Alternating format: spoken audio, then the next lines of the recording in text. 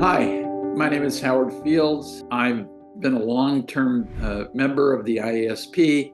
I was there as it was being organized in Seattle by John Benica and Louisa Jones and many of the leaders of pain research at the time. I have held several positions at the IASP. I've been on the council. I was the secretary. I was the editor-in-chief of IASP Press.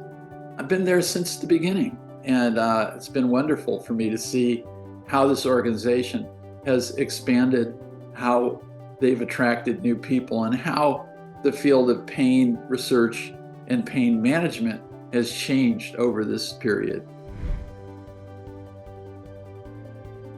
The first major get-together was in 1974 in Issaquah, near Seattle. And it was a large gathering. It was the first time that a group of pain researchers and clinicians had come together. It was interesting to me because I had just started at the University of California, San Francisco, just started my lab. I hadn't had a long experience in pain research, but I knew Pat Wall, I knew Ed Pearl, I knew John Benica and the Pain Center up in Washington, D.C., but I had never met these people in the flesh, and it was a fantastic opportunity for me. One of the people that I actually had met personally was Ed Pearl, who was really one of the most outstanding pain researchers. It was a very, very exciting and gratifying experience for me because here are all these people that I knew about. Here were all the giants. It was pretty extraordinary to have both clinicians and scientists together at the same meeting, exchanging ideas. And so for me, that was unique. That led to the first actual IASP official meeting, which was in Florence in 1975. People should know that before this IASP began, there really was not a specialty of pain management. There were neurologists, there were neurosurgeons, there were anesthesiologists, there were electrophysiologists, anatomists, psychologists, but each one had their own field. And here we begin to see a convergence and an establishment of an idea that pain research is important in and of itself. There's a large group of neglected patients that are not well managed.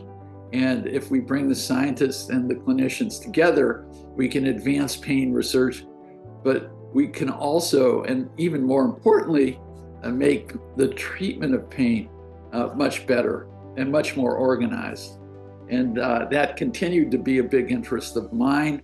Later, after the establishment of the IASP Press, we had a committee on education, and we developed a core curriculum for professional education in pain. And to me, that was a very big milestone.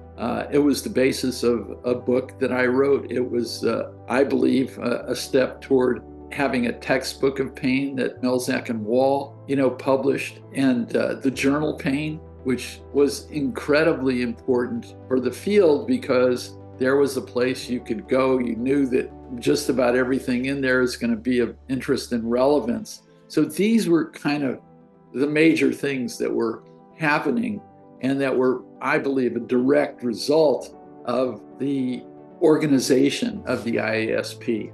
So these were foundational events in my mind.